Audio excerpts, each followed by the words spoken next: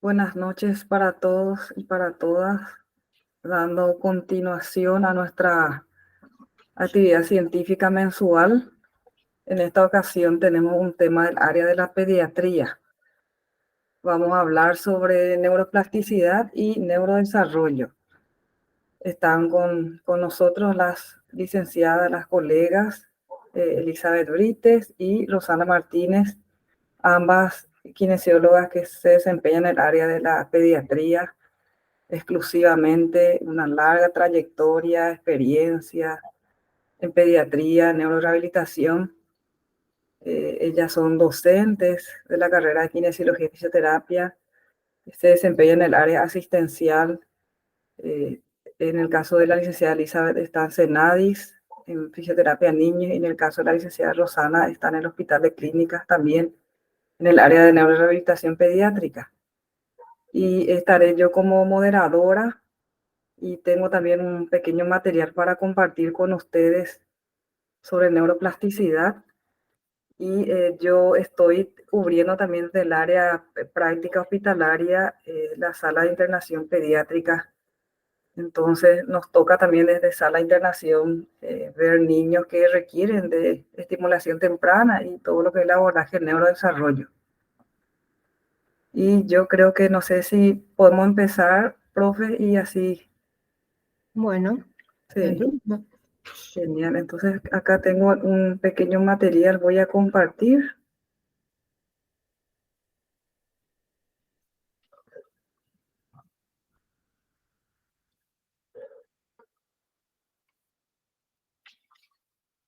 Ahí se logra ver bien. sí. Genial. Bueno, la idea es hablar de neuroplasticidad y neurogénesis en esta primera parte, porque la neuroplasticidad no solamente se aplica en pediatría, sino que a lo largo de la vida se va desarrollando esta actividad, esta neurogénesis. Entonces, esto va de la mano con el neurodesarrollo y vamos a ir hablando de algunos conceptos. ¿Y qué es la neuroplasticidad o la plasticidad neuronal? Sabemos que el sistema nervioso central experimenta un intenso proceso evolutivo y muestra gran capacidad de adaptabilidad. O sea que el cerebro o el sistema nervioso se adapta a las situaciones, que eso vamos a ir viendo con las profes, con las licenciadas, que a través de la estimulación temprana y neurodesarrollo se aprovecha ese máximo potencial en los niños. Y otro concepto también interesante sobre neuroplasticidad es, dice acá, que la capacidad general que tiene el cerebro para adaptarse a diferentes exigencias, estímulos y entornos a través de la creación de nuevas conexiones entre las células cerebrales. Entonces, ahí ya se tiene en cuenta el estímulo y el entorno. Vamos a ir viendo que esos estímulos pueden ser positivos, pueden ser negativos, y el entorno se refiere al contexto social donde se desenvuelve ese niño, esa persona adulta igual. Entonces vamos a ir viendo cómo afecta el componente externo también o ambiental. Y aquí ya habla de la creación de nuevas conexiones. Como recordaremos, ¿verdad? En épocas anteriores se creía que no se podía generar nuevas conexiones a nuevas células a nivel cerebral, que uno nacía con cierta cantidad de células nerviosas y anteriormente nos decían, ¿verdad? Que si esas células nerviosas se destruían o había una apoptosis o una lesión, ya no se podía regenerar, pero hoy sabemos por la neuroplasticidad que esto sí se puede tanto modificar en su organización, en su estructura y a nivel funcional. Y hay un estudio, este estudio es muy interesante que dice, ¿verdad?, que la formación de nuevas neuronas desde 1996 se encontraron evidencias que apuntan a la nueva formación de células neuronales a nivel del cerebro. Y se sabe que existen dos regiones del cerebro en el adulto donde se forman estas nuevas neuronas o la neurogénesis, ¿verdad? Dice que es en el bulbo olfatorio y en el hipocampo. Es ahí donde los estudios han encontrado que es posible observar estas nuevas células o las neuronas a través de la neurogénesis. Y existen dos regiones del cerebro donde presentan características importantes que permiten llevar adelante este proceso. que es llamado la neurogénesis. Y en este estudio que apunta más al adulto, ¿verdad? Incluso al adulto mayor, dice que demuestra que la actividad física y un ambiente enriquecido y la interacción social es la que puede modular la neurogénesis. En este estudio, que es un poquitito ya antiguo, del 2007, encuentran ellos que la actividad física, la actividad motora, todo lo que es aprender nuevas habilidades motrices, eh, demuestran que el hipocampo se desarrolla con un mayor número de células y una mayor conexión a nivel de las neuronas. Y también la interacción social, eso es importante. Y dice también, como hoy justamente estamos hablando con las profes, que hay factores positivos y negativos que pueden afectar a ese desarrollo neuronal o al no desarrollo neuronal. Y un factor negativo que impide ese desarrollo de nuevas células es el estrés o el factor psicológico. También enfermedades mentales o psiquiátricas, como por ejemplo la depresión. Otro factor también puede ser la falta de sueño, el abuso de sustancias como drogas y las enfermedades neurodegenerativas. Ahí podemos observar que esa neurogénesis se puede también ir limitando, vamos a decir, o no puede haber una ausencia de esta regeneración ante estos desencadenantes. Y la neuroplasticidad se refiere entonces a la capacidad que tiene el cerebro a cambiar y adaptarse ante las nuevas experiencias. Tiene la capacidad de ganar un aprendizaje ante algún tipo de lesión.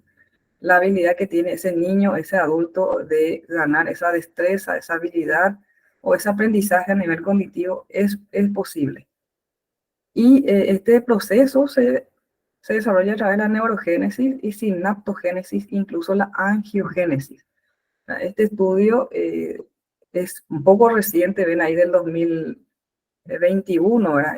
Es nuevo, en donde sí se observó que es posible la regeneración neurológica tras la neurogénesis.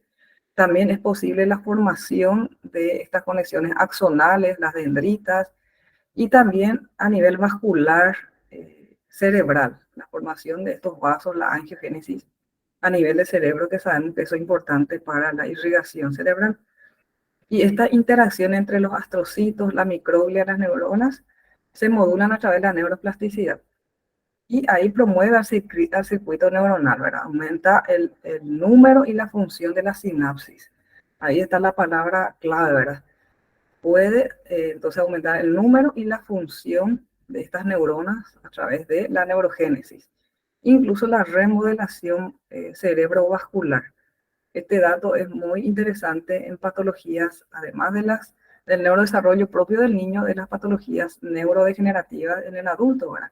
Incluso aquellas que padecen de algún tipo de enfermedad vascular cerebral, como es el ACV, si tenemos otra enfermedad cerebral, ¿verdad? Un tumor, una exéresis tumoral, etcétera. Pero sabemos nosotros que a veces tenemos pacientes con cranectomía, la mitad, vamos a decir, o parte de la masa encefálica pierde por un daño y no sigue haciendo sus actividades cotidianas, ¿verdad? Realiza la marcha y otras actividades. Eso gracias a las redes neuronales y a través de la neuroplasticidad. Y para ir terminando ya este punto y darle a las profes la continuación de este material, dice que el desarrollo es el producto múltiple de varias fuerzas intrínsecas y extrínsecas. O sea que el cerebro o el desarrollo neurológico influye fuerzas intrínsecas genéticas. O sea que nosotros cuando nacemos tenemos características genéticas que heredamos a nuestros padres. Pero eso no basta, sino que también tenemos factores extrínsecos, o sea que el estímulo que recibimos. Si tenemos niños que no reciben el estímulo motor, sensorial, de comunicación, etcétera, etcétera, por supuesto eso influye también negativamente, ¿verdad?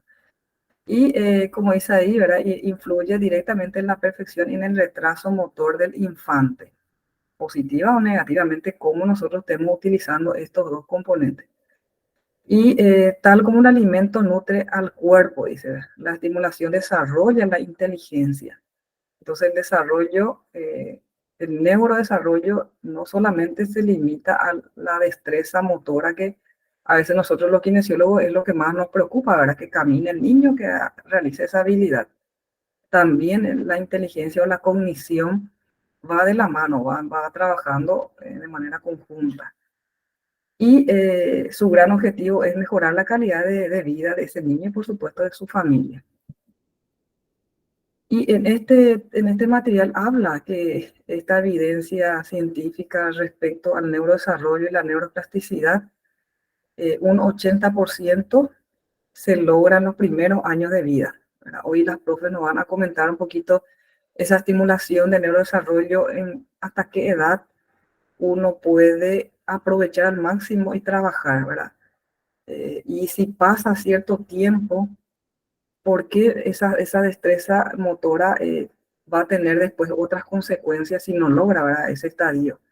O como hoy también estuvimos hablando, que me gustaría que las profes con mucha experiencia nos cuenten si el niño no completó su terapéutica kinésica y no logró consolidar, vamos a decir, esa destreza propio de su neurodesarrollo, no continúa su fisio, a la larga va a tener otro déficit y va a volver a la fisioterapia. Entonces, es importante tener en cuenta eso. Y dice que el 75%, como dijimos, uno hereda, hay un componente genético a nivel del neurodesarrollo y lo que es la cognición a nivel neurológico, ¿verdad? Y un 25% depende de la experiencia o del ambiente en donde ese niño o esa persona esté desarrollándose. Es por eso que nosotros sabemos, ¿verdad?, que a nivel país, la primera infancia se pone en primer lugar, ¿verdad? Los desarrollos de los programas nacionales a través del Ministerio de Salud y a través del MEC. Ahora sabemos que por la ley de la maternidad, ¿verdad?, el niño está más tiempo con la mamá, el niño recibe esa leche materna, la importancia del apego, la importancia del contacto, el contacto, la comunicación, todo eso favorece a la persona su desarrollo de forma integral. Sí, ¿se me escucha ahora? Sí, perfectamente, Lelis. Sí. Sí, Lelis. Y con este yo ya voy cerrando, ¿verdad? Comentándoles, ¿verdad?, que la etapa más dúctil para maximizar el potencial del sistema nervioso va hasta el sexto mes de gestación, hasta los 6 años. Y me gustaría con las profes, ¿verdad?, ir analizando este punto. ¿Es factible desde la fisioterapia estimular esa neuroplasticidad y neurodesarrollo ya en el sexto mes de embarazo, ¿verdad? ¿Qué será que podemos nosotros de la fisioterapia aportar a esa madre, ¿verdad?, a la embarazada en este caso? ¿Y por qué dice que hasta los 6 años, ¿verdad? Cuando nosotros decimos estimulación temprana, a veces vienen niños ya de cierta edad que superan los 6 años y le seguimos llamando estimulación temprana. Seguro con las licenciadas hoy vamos a ir profundizando este punto y por supuesto queda abierto la pregunta a otros colegas que también están trabajando en pediatría. Y con este yo cierro diciendo que en 1959 se declaró, ¿verdad?, por derecho del niño, que la primera vez, el término de estimulación temprana por primera vez se declara en este tiempo, en este año 1959, es donde se declara como derecho del niño la estimulación temprana y como una forma especializada de la atención en los niños que nacen en condiciones de alto riesgo biológico y social. Imagínense si ese niño tiene vulnerabilidad por su entorno social y el biológico. Ya nos dice esta Declaración de los Derechos del Niño que necesita estimulación temprana. O sea que acá hablamos de la atención primaria, de lo que es atención preventiva, porque hay riesgo que a la larga va a presentar una conducta inadecuada o una destreza motora que no corresponde si no va a la estimulación temprana a estos niños. Y seguro hoy también con las licenciadas, ¿verdad?, y con otros colegas vamos a ir hablando. La estimulación temprana se limita al campo de la fisioterapia o otras especialidades de la salud o de la educación colaboran, ¿verdad? Y con esto yo cierro esta primera parte y sé que la profe Eli tiene un material también. o no sé si interactuamos en este primer punto, no sé si la profe Rosana o la profe Eli tiene algún punto que quiere enfatizar o pasamos al... Y me parece que podemos pasar a proyectar el siguiente material y para ir comentando y Sería entonces para poder ir respondiendo a las dudas también de a poco, ¿verdad? Si te súper. parece, Elis. Bueno, voy a compartir entonces mi pantalla.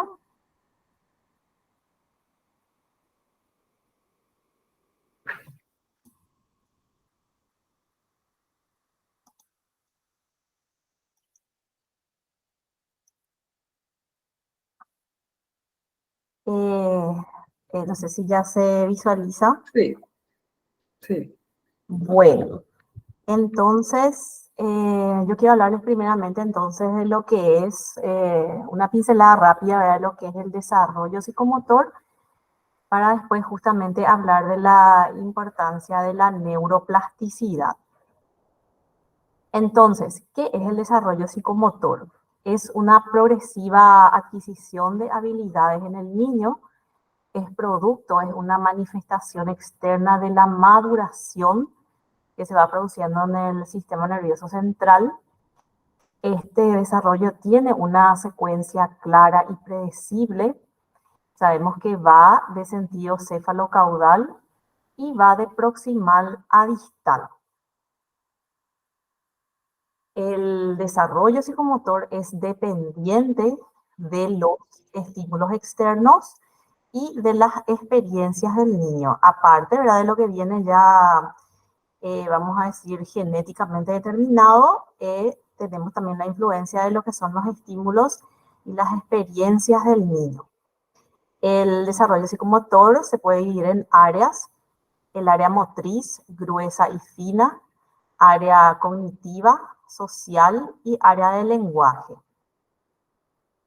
Es un proceso dinámico, pero que al mismo tiempo, como ya dijimos, es predecible, ya que en la mayoría de los niños se va desarrollando de manera similar, aunque existen variantes, pero que entran, ¿verdad?, dentro de lo que es típico, de lo que es considerado típico, individual, pero típico. Eli, Lo, no sé si la diapositiva está corriendo o se quedó en la primera diapositiva. perdón, yo estoy, o sea, yo veo que se quedó en la primera. Sí, si amplías la pantalla o eh, nosotros estamos viendo la primera diapositiva y al costadito las otras diapositivas. No sé si puedes ampliar o... a ver, ahí creo, no sé si ahí dejé compartir o Sí, no. dejaste de compartir.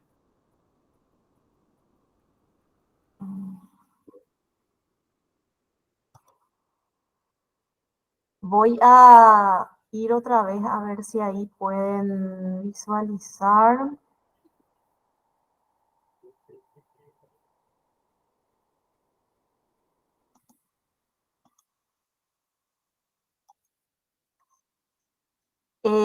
No sé si yo dejo ahí, si ustedes ven la segunda diapositiva. Sí, se ve la segunda diapositiva.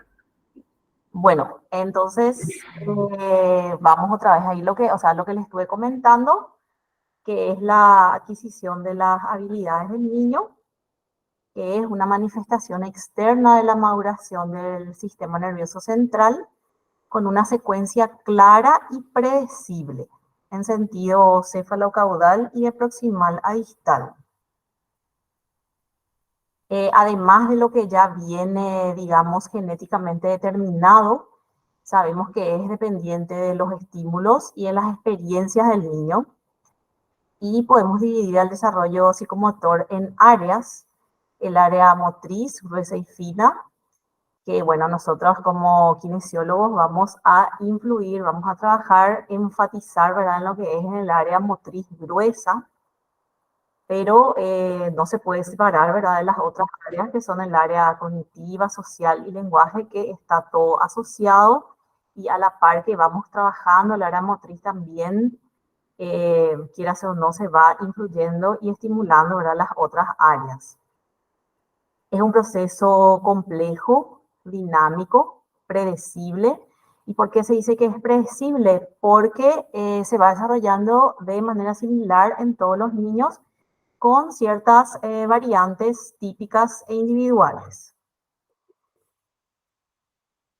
Los factores culturales y sociales desempeñan un papel importante en el desarrollo de las habilidades motoras del lactante.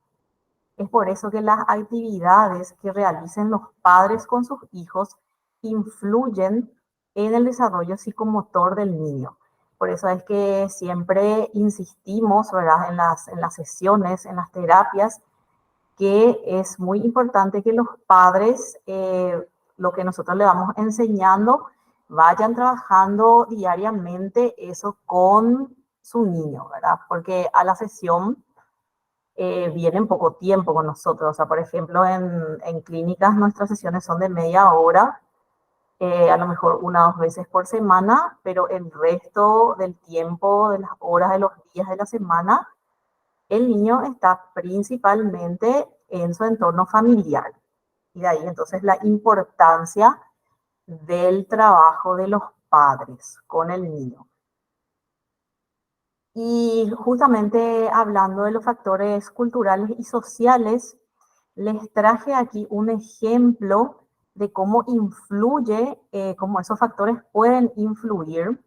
Es un ejemplo que se nos suele presentar en las sesiones, el tema de colocar o no al bebé boca abajo, ¿verdad? En decúbito prono. Porque resulta ser que hay una campaña que se llama Back to Sleep o Dormir en Supino, que es una campaña que se puso en práctica en 1994 para reducir la incidencia de muerte súbita en el lactante. Y esta campaña enfatiza, ¿verdad?, la importancia de que los bebés duerman en supino. Esta campaña pudo reducir considerablemente la mortalidad infantil, pero también ha tenido y tiene, ¿verdad?, hasta ahora un efecto negativo, vamos a decirlo, ¿verdad?, lo que es en el desarrollo motor del bebé. Porque estando el bebé menos tiempo en decúbito prono, no está desarrollando la fuerza muscular necesaria, el control motor necesario para poder completar su control cefálico, para poder tener extensión del tronco y luego para poder impulsarse hacia adelante, ya lo que es el arrastre, lo que es el gateo. Entonces, justamente la aclaración que quiero hacer acá es que le orientamos siempre a los padres que cuando el niño esté despierto, sí le coloquen en decúbito prono. Bueno, los padres, como ya dije, ¿verdad?, pueden influir en la estimulación del desarrollo motor de sus niños, practicando justamente los movimientos y las posturas necesarias que se quiera estimular. Por ejemplo, justamente lo que ya les mencioné, estimular la colocación del niño en decúbito prono, en los momentos del día que el niño esté activo, que esté despierto, para estimular el arrastre, el gateo, el fortalecimiento muscular del cuello, de la espalda, los músculos de los brazos. Y esta posición también ayuda al niño justamente a darse cuenta de su potencial de independencia y de desplazamiento que tiene como para llegar, por ejemplo, hasta un juguete, poder alcanzar. Eso es muy importante. Y cuando hablamos de desarrollo psicomotor y de la evaluación del desarrollo psicomotor del niño, es muy importante este término de la edad corregida, ¿verdad? Tener en cuenta qué es la edad corregida. La edad corregida se tiene en cuenta en los bebés que nacieron prematuramente antes de las 37 semanas de gestación. En este caso, se le resta a la edad cronológica del niño las semanas que le faltaron para nacer de término, que serían de 40 semanas. ¿Y por qué es importante tener en cuenta esta edad corregida? porque la maduración cerebral se va a ir dando, por más que el niño ya nació, ¿verdad? De la misma manera como si lo haría dentro del útero. Entonces, aquí a modo de ejemplo les puse que un niño, un bebé que haya nacido, por ejemplo, de 32 semanas de gestación, le faltaron 8 semanas para llegar a las 40 semanas. Entonces, cuando ese niño, cuando ese bebé tenga 4 meses de edad cronológica, su edad corregida va a ser de 2 meses. Entonces, lo esperado para ese niño en cuanto a que a su desarrollo psicomotor va a ser, van a ser todas las conductas correspondientes a los 2 meses de edad. Bueno, y en cuanto a los hitos, a las habilidades motrices, aquí yo les quiero presentar una comparación entre un estudio que realizó la Organización Mundial de la Salud en el año 2006, observando a más de 800 bebés en lo que fue la adquisición de los hitos del desarrollo. Y ellos tomaron 6 hitos del desarrollo y fueron observando a qué edad lograban los niños cada uno de esos hitos.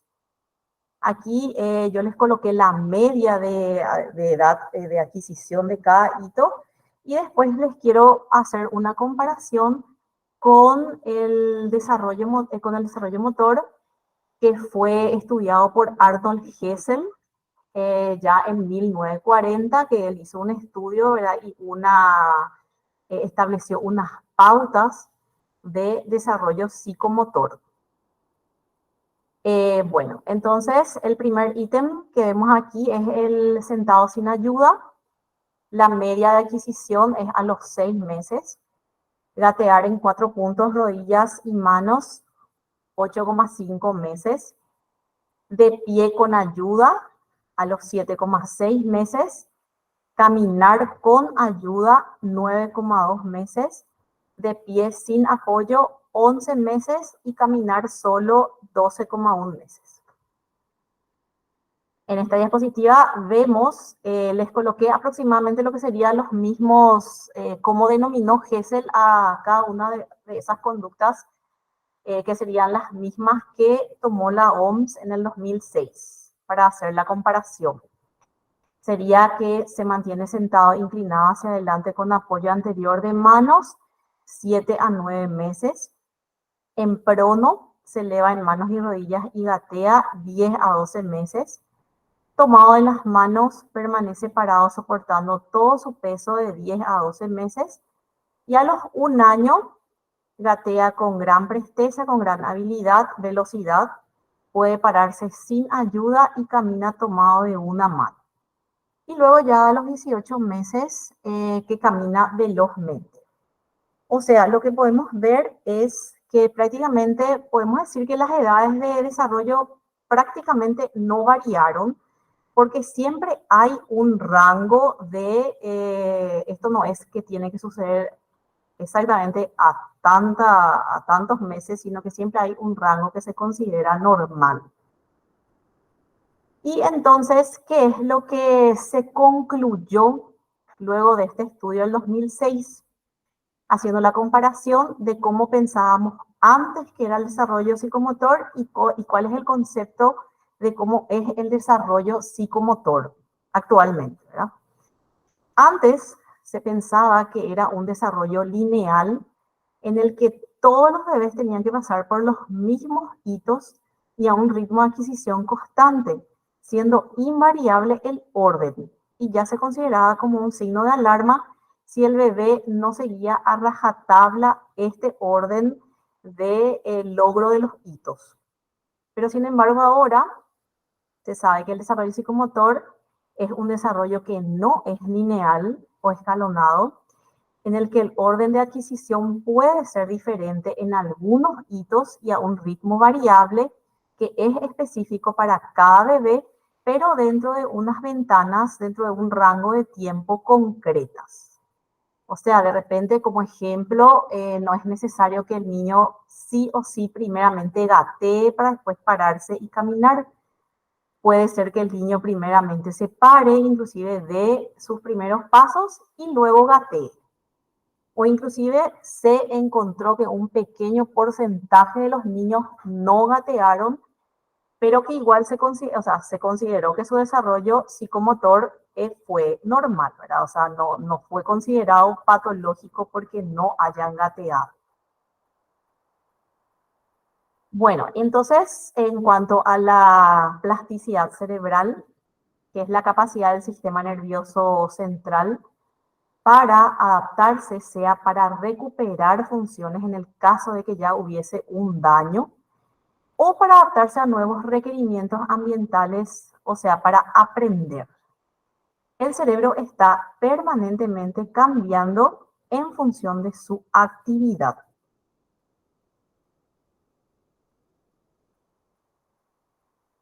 La plasticidad de las estructuras nerviosas es un hecho evidente y es la base teórica que respalda la intervención precoz con programas de atención temprana.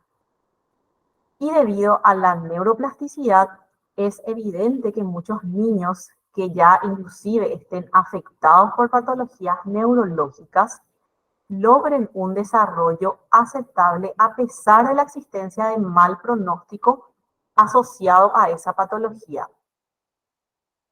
Y la actividad regular, sistemática y con un ambiente enriquecido estimula justamente la formación de nuevas conexiones nerviosas a lo largo de toda la vida.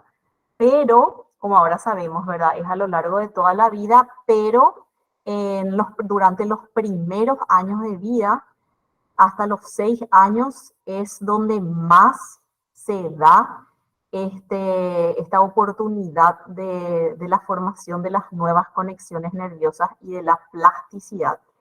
Y es justamente eso lo que tenemos que aprovechar con la estimulación temprana. ¿Y qué es la estimulación temprana? La estimulación temprana es toda actividad de contacto o juego con un bebé o un niño de 0 a 6 años de edad que propicie adecuada y oportunamente sus potenciales humanos.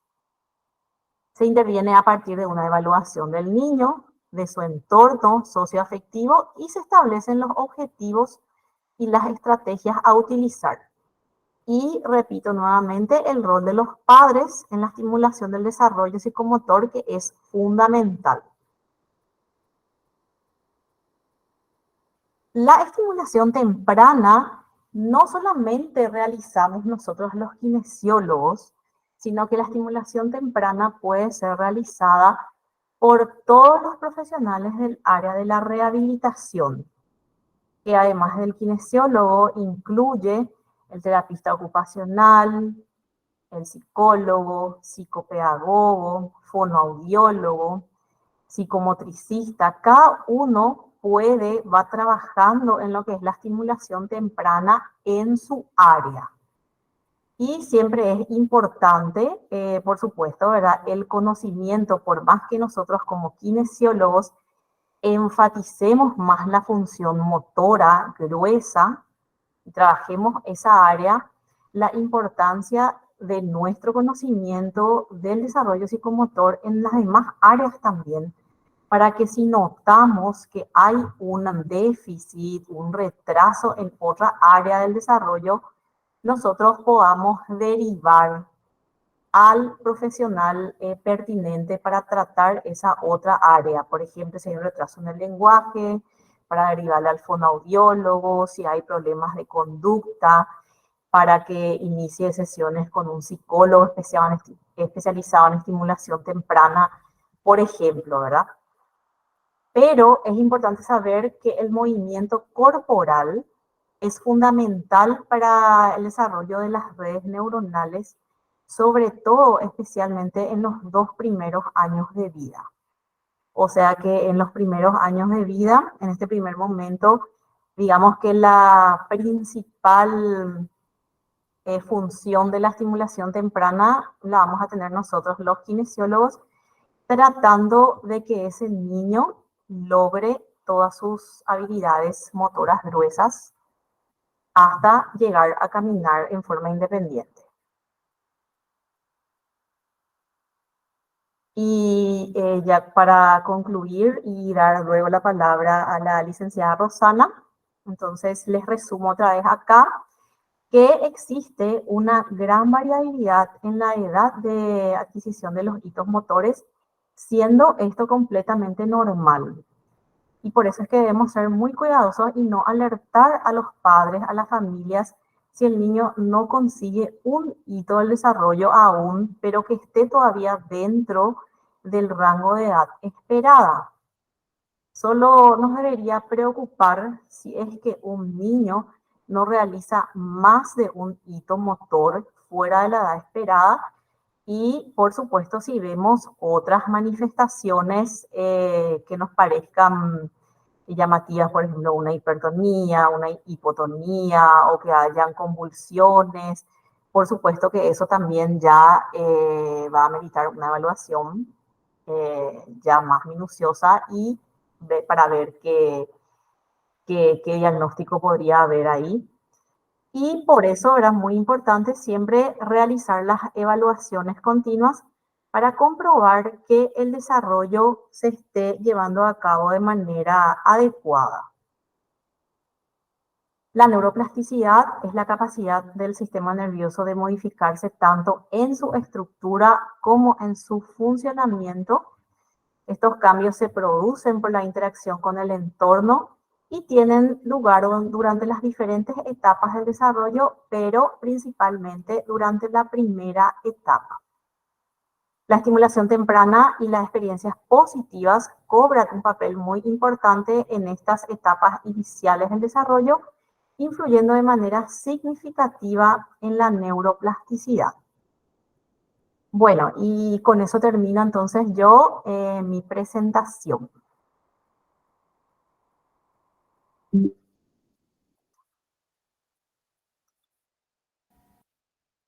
Muy interesante realmente. Y yo recuerdo que esos hitos que había presentado Elizabeth de la OMS del 2006, habíamos comparado esos parámetros y aparentemente el rango era menor. Los parámetros o el patrón de neurodesarrollo para la marcha, por ejemplo, teníamos un periodo de tiempo hasta los 18 meses, ¿verdad? Cumplía ya un año, el niño no caminaba, pero un año y medio cumplía, y si no caminaba ya era un signo de alarma. Pero esta nueva, no es nuevo, pero estos cambios que hubo en los hitos, dice que a los 12 meses uno ya puede caminar, ¿verdad? Eso es lo que yo noto, esa evolución, vamos a decir, en estas nuevas generaciones, no sé si así llamarle, que el niño hoy realiza mayores habilidades en un corto tiempo en comparación a la otra teoría. Así mismo es, pero como siempre mencionamos, de repente inclusive hay niños que caminan antes del año, ¿verdad? O estando por cumplir a lo mejor el año, ya caminan, pero justamente ese tema de los 18 meses, tenemos que darle tiempo hasta los 18 meses y no alarmarnos también y siempre no hacer esa comparación, ¿verdad? De repente con otros niños, porque cada niño es distinto, cada niño tiene su ritmo, ¿verdad? Y entonces de repente tener cuidado de hacer esas comparaciones para no alarmarle también a los padres. Claro, el tema de caminar o iniciar la marcha al año y 5 meses o 18 meses, siempre y cuando, o sea, se considera dentro normal o dentro del rango normal, siempre y cuando el niño tuvo un desarrollo motor normal y cumplió con todos los hitos del desarrollo según su edad cronológica, ¿verdad? Pero si ya vino con un retraso en todo su desarrollo, entonces sí es una llamada de atención, pero si el niño tuvo un desarrollo normal con todos los hitos que debería de cumplir, entonces se puede considerar o se puede esperar que hasta el año y 5 meses o 18 meses que inicie la marcha, ¿sí? Sí. Y bueno, yo estoy para comentar lo que ustedes hablaron. Y hablando un poquito volviendo a lo que es neurodesarrollo, yo quiero decir nomás que es súper importante el tema del desarrollo y del periodo, digamos, sensible de ese cerebro que se está formando, que es más o menos a partir del sexto mes de la sexta semana hasta la semana 14 o 15 del embarazo, que es un periodo súper sensible en el cual si ocurre alguna, digamos, hay algún estímulo que pueda afectar el desarrollo del cerebro del niño, después eso se ve, digamos, se ve reflejado digamos, en la consecuencia de su desarrollo. Es súper importante también e influye mucho el estado de la mamá, ¿sí? Influye mucho en ese desarrollo del niño. La depresión, por ejemplo, si la mamá está pasando por algún proceso doloroso, ya sea por la pérdida de un ser querido o de un hijo anterior. Entonces, todo ese proceso de depresión, eso influye negativamente y está comprobado científicamente, influye negativamente en ese neurodesarrollo de ese bebé. También si es un bebé, por ejemplo, no querido, no buscado, no deseado, eso también está súper comprobado que influye negativamente en el cerebro inmaduro, ¿verdad? De ese bebé, ¿sí? El 50% de los genes del genoma humano están en ese cerebro inmaduro o en desarrollo. Entonces, todo lo que pueda ocurrir cualquier estímulo que sea negativo puede interferir digamos, en esa secuencia genética y traer consecuencias posteriormente, ¿sí? Vos preguntaste, Leli, si cómo podemos nosotros estimular ya a partir del sexto mes, si nosotros podemos indicarle a la mamá cómo estimular a ese bebé que está dentro de su vientre, porque el bebé ya recibe, ya escucha sonidos, el bebé ve la luz, o sea, tiene visión de la claridad. Entonces, nosotros, por ejemplo, le podemos decir a la mamá que le hable mucho al bebé, que le ponga músicas suaves, estimular un poco con la luz. Y bueno, y como dije, es súper importante que ese bebé dentro de la panza se sienta querido y se sienta amado, porque eso después, si no es así, eso influye negativamente en su neurodesarrollo, ¿verdad? Bueno, a ver qué otra cosa. Ese punto, Bueno, y hablando un poco.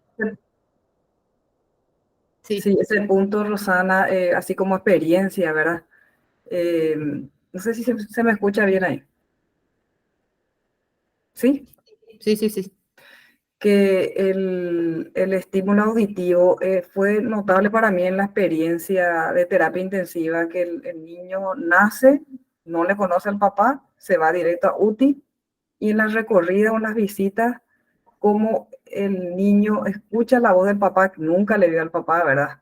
Pero ese sonido escucha, ¿verdad? El bebé, y los parámetros vitales en el monitor, uno ve cómo entra en descenso, ¿verdad? Incluso muchos procesos de destete se logró, ¿verdad? Sacar al niño del respirador, simplemente, o la mamá porque estaba todavía internada y venía el papá, nunca le conocía al papá, ¿verdad? Y el escuchar la voz, increíble cómo ver, cómo uno puede ver, ¿verdad? Esa respuesta fisiológica en el cambio de la conducta del niño. Verdaderamente, ese aspecto sí es posible, ¿verdad? A nivel auditivo. Sí, Y a así nivel y sensorial, olfatorio, ¿verdad? A veces le pedimos, ¿verdad? Que la mamá nos acerque su ropa o algo, y acercamos a la cunita, a la cervocuna, si está en terapia, y cómo se calma ese bebé, ¿verdad? Sí, de hecho que el recién nacido, en el recién nacido, por ejemplo, la corteza motora sensorial es un área que está con muchísima actividad metabólica y alta densidad, y es, digamos, a través de esa área el bebé recibe toda la información estereoceptiva y todo lo que tenga que ver las sensaciones a través de la piel. Entonces es súper importante ese contacto del bebé con la mamá, piel a piel, ¿sí? ¿Para qué? Para que esta área de la corteza pueda desarrollarse y pueda madurar. Entonces es súper importante también digamos, el contacto físico, piel a piel, y sobre todo con la mamá, ¿sí? Que es lo máximo para el bebé. Y ya, ya a partir del segundo y tercer mes hay otras áreas que digamos, que van teniendo más actividades metabólicas, y como por ejemplo las áreas de la visión y audición, ¿sí?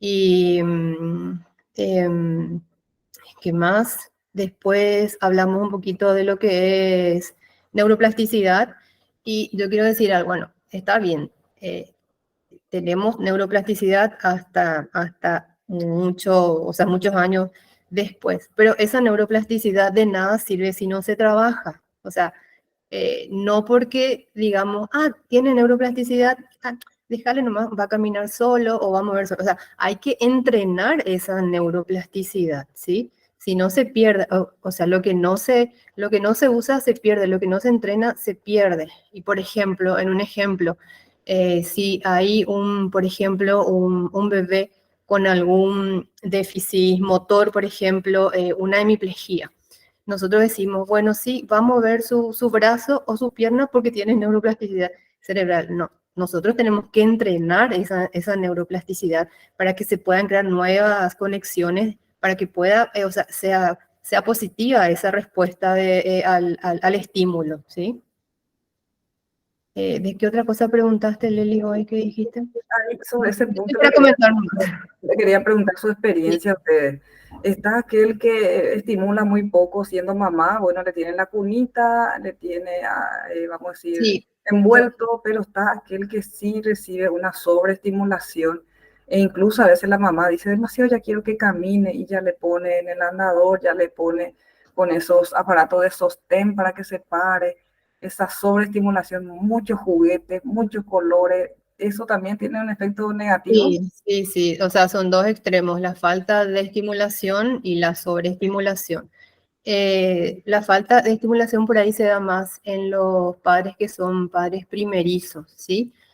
Por la falta de experiencia y por el miedo que tienen digamos, de tocar ese bebé, de lastimarlo. Nosotros, por ejemplo, recibimos muchos pacientes que tienen un retraso en su desarrollo psicomotor, en el cual nosotros intervenimos precozmente, pero no tienen, o sea, el bebé no tiene ningún antecedente perinatal, y solamente la mamá, no, siempre estuvo acostadito, no la alzo luego porque tengo miedo de lastimarle, y lo que dijo la profe Eli, el tema del boca abajo también. Eso es muchos padres por ahí tienen miedo digamos, de ponerle a su bebé boca abajo, y entonces esa falta de información y de experiencia hace que secundariamente el bebé tenga un retraso en su desarrollo motor, ¿verdad? Pero es más que nada por falta de estimulación, por falta, digamos,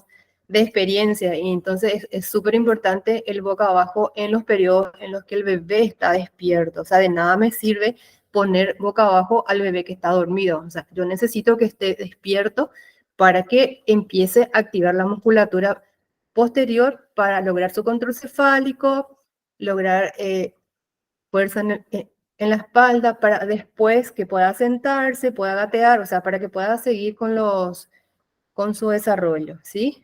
Y la sobreestimulación también, hay padres que son súper ansiosos y que quieren que camine ya, y bueno, y hay muchos que le ponen en andador o sea, el andador de hecho que ya está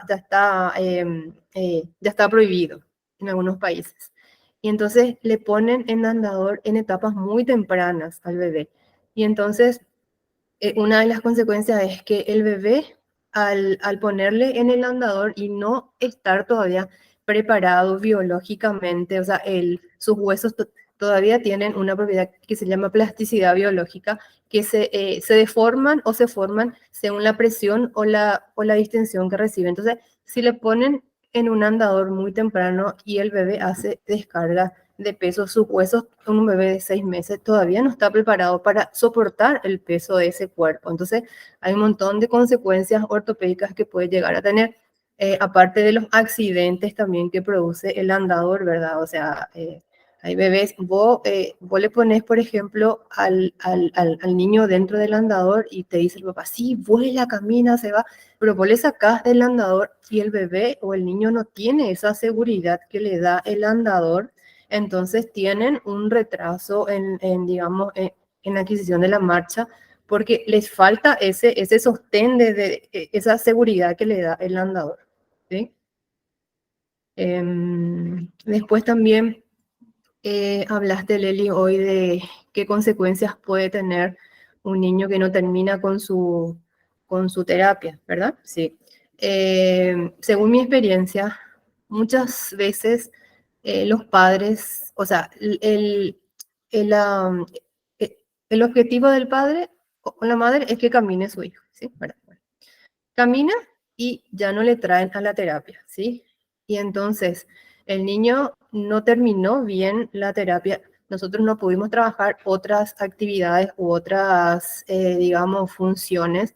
Entonces muchas veces nosotros viene de vuelta el niño cuando ingresa en la escuela por problemas en la motricidad gruesa, ¿verdad?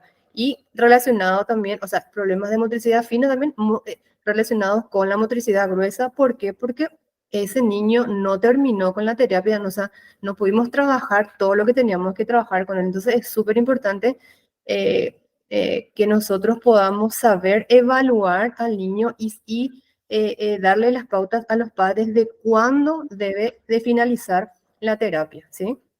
Es eso se ve mucho en consultorio, de que los niños vienen hasta el año y 3 meses, ponerle 5 meses, y después ya dejan de venir y después vuelvan otra vez a los 4 años. Esa, según mi experiencia. Y algo que yo quiero agregar también, que justamente nos tocó un caso con las alumnas que estuvimos trabajando esta semana. El tema, como yo les hablé, la influencia de la cultura, ¿verdad? De los factores culturales y sociales también en el neurodesarrollo, que está el tema de que la familia no quiere que el bebé llore. Entonces le tienen todo el tiempo UPA. Y bueno, por supuesto que al tenerle mucho tiempo UPA le bajan y el bebé empieza a llorar y entonces le vuelven a alzar y estando todo el tiempo UPA también, eso hace que no esté recibiendo una estimulación necesaria, o sea, no se le da esa posibilidad de moverse, estar ahí boca abajo, de explorar, de conocer sus capacidades de movimiento y entonces al final le están provocando un retraso en su desarrollo por falta de estimulación, ¿verdad? Y eso es algo que frecuentemente nos encontramos con eso, que inclusive a veces la mamá cuenta que la abuela le reta a ella porque le hace llorar al niño, ¿verdad? Y que por qué le hace llorar y que entonces que le alce. Y si no le alza la mamá, viene la abuela rápidamente a socorrerle y alzarle para que el niño no llore. Y eso Sí. cuesta muchísimo también tratar de hacerle entender, ¿verdad? A los padres y más, ¿verdad? A los abuelos, de que no es que uno quiera nomás torturarle al niño, hacerle llorar, pobrecito, ¿verdad? Sino que es por su bien.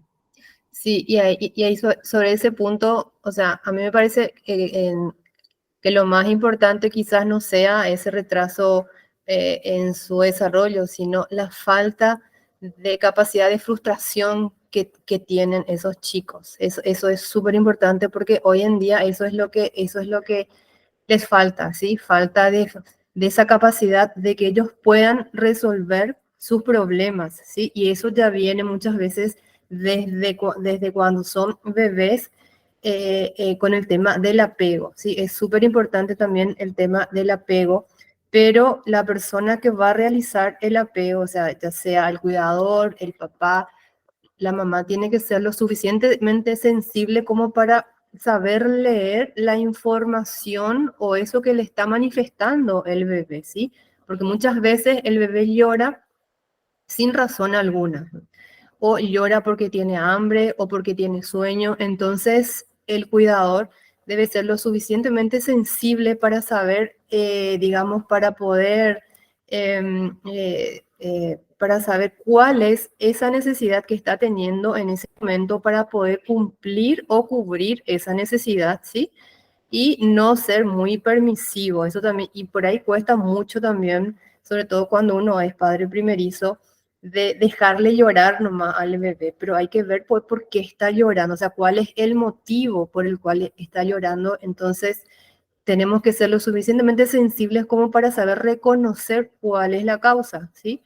Y porque si nosotros somos muy permisivos con el bebé y le permitimos todo, entonces nosotros le estamos sacando esa capacidad que posteriormente o sea, debe tener para poder, digamos, tener esa capacidad de frustración y poder resolver problemas, ya sea en la niñez, en la adolescencia y en la adultez también, ¿sí? Entonces, eso es súper importante también, muy importante.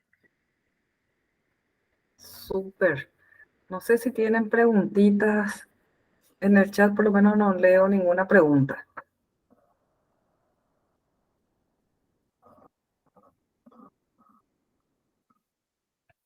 Mientras tanto, yo tengo una última pregunta, Elizabeth, respecto a la edad corregida.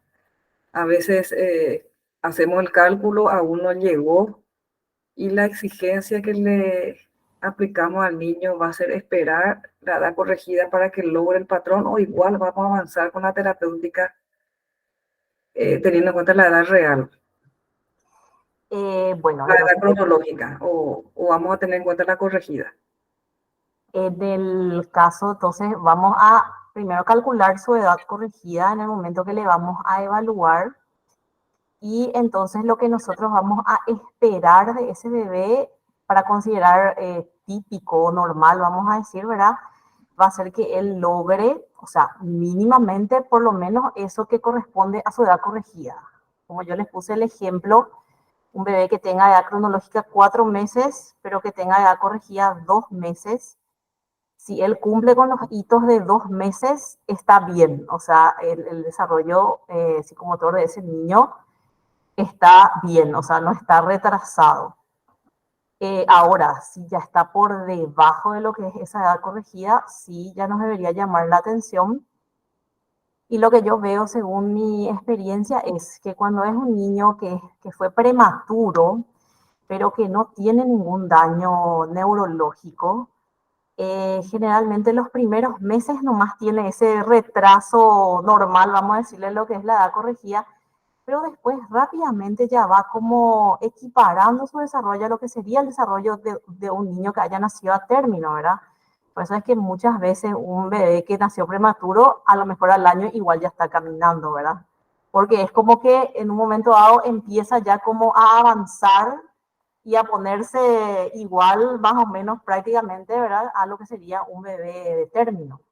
Claro, pero Ah, todo eso dependiendo de la estimulación, o sea, claro, eso, sí, sí. sí, exactamente, de la Ahí está estimulación y de que ahí está no el tema de tenga la un daño, ¿verdad? De que no neuroposición. tenga. Sí. Ahora, sí, cuando el bebé ya tiene un daño neurológico, sí ya se va evidenciando de que va pasando, o sea, él va teniendo más edad cronológica, pero su desarrollo se estanca, ¿verdad? Se estanca y se va quedando ya muy por debajo de lo que sería su corregida, ¿verdad? Eso ya puede estar indicándonos que realmente ya no es un simple retraso, sino que ya hay una afectación neurológica realmente que está impidiendo que, por supuesto, que con las terapias le ayudamos a que eso vaya, se logre lo máximo posible, ¿verdad? Pero que ya pueda haber efectivamente un daño neurológico. No sé si respondí a tu pregunta, Lenny. Sí, sí, sí, súper, súper bien. Tener una mente abierta y flexible y tolerancia, para no ser muy rígidos, no etiquetar también, esa es la mirada en pediatría y en todo, ¿verdad? Eso es muy bueno porque esas etiquetas frustran a la familia, a los padres y al niño mientras es pequeñito, capaz que no sienta nada, pero después le afecta a uno tener ese diagnóstico o esa etiqueta que por nuestra rigidez diagnóstica a veces juzgamos, ¿verdad? Y la nueva tendencia apunta a ser más abiertos. Así mismo.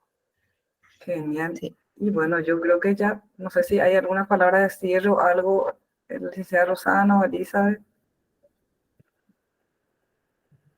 Bueno, y lo importante que es, o sea, lo que también muchas veces es muy importante es que los padres también entiendan su rol, ¿verdad? Y la importancia de su vínculo, de su estimulación a sus hijos, ¿verdad?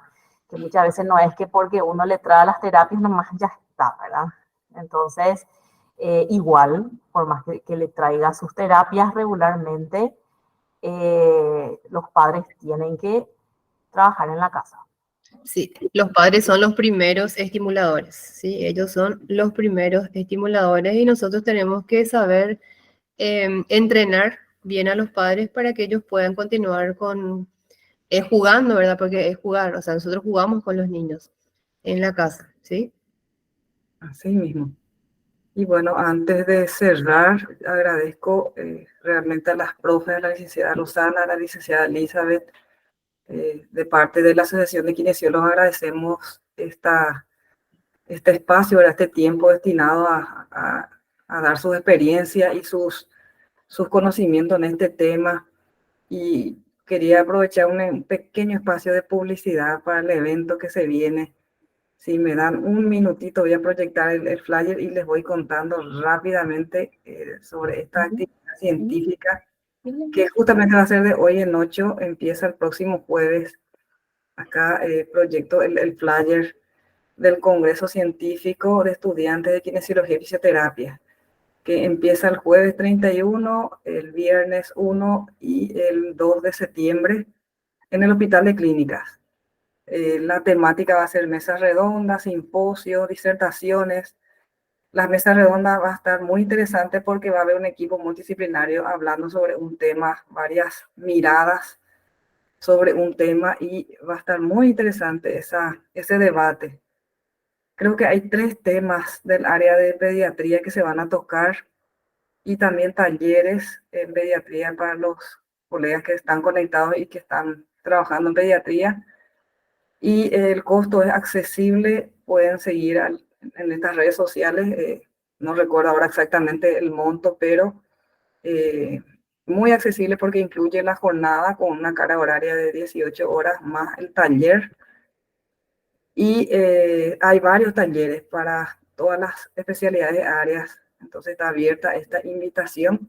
Apoya la KIPI, apoya la carrera de kinesiología. Ahí dejo de compartir. Genial, no sé, Steffi, si hay algún punto más para ir cerrando. No, creo que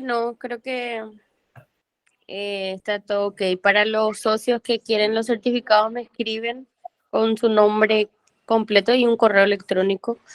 Y creo que el Congreso tiene descuentos también por grupo de personas. Sí, no sé si Cecilia, estás por ahí, tu audio puedes activar y comentarnos un poquito. Sí, hola, buenas noches, gracias por el espacio. Sí, tenemos descuentos. A partir de 5 grupos, o sea, 5 participantes, tenemos el descuento en un taller del 50%. O sea, ya depende del taller o de una inscripción para el congreso, es sí o sí 50%. Y después 7 personas es el descuento del 100% en una inscripción, ya sea taller o congreso.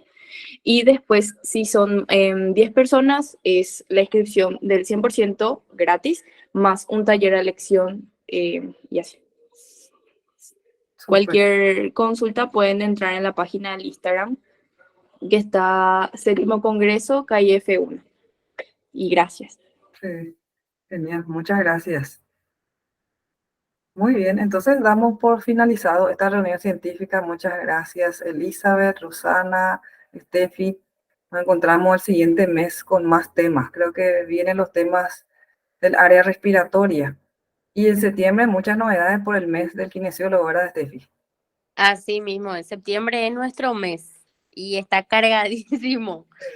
Tenemos congresos, talleres, las reuniones científicas. Entonces, septiembre cargado, más nuestro mes otra vez. Así que les esperamos a todos. Muchísimas gracias a las profes, a la profe Leli siempre por estar al frente del comité científico de la asociación y a todos los participantes que siempre se están prendiendo en las reuniones y les esperamos siempre en las reuniones que van a seguir habiendo durante el año, ¿verdad? Sí, genial. Buenas noches, muchas gracias. Chao, chao. Buenas noches.